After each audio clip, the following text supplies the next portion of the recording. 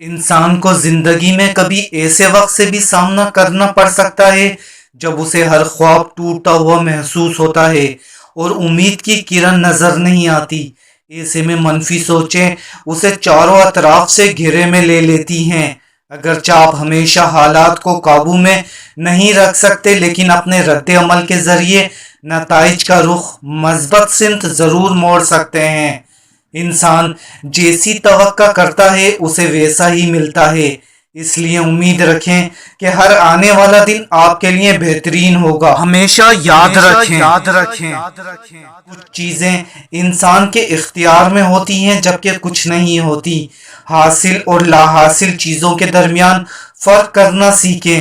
جو چیزیں، رویے یا حالات آپ کے کنٹرول میں نہیں، ان کے لیے فکر مند ہونا چھوڑ دیں۔ جذباتی طور پر خود کو اس قدر نہ الجھائیں کہ یہ الجھن آپ کی کارکردگی کو مفلوج کر دے۔ حالات ہمیشہ اچھے یا آپ کے حق میں نہیں ہو سکتے، لیکن مطمئن رہیں، نماز کی پابندی کریں اور روزانہ استغفار کی ایک تسبیح پڑھیں۔ جلدی آپ غیر موافق حالات پر قابو پا لیں گے اور تیزی سے کامیابی کی جانب گامزن ہوں گے۔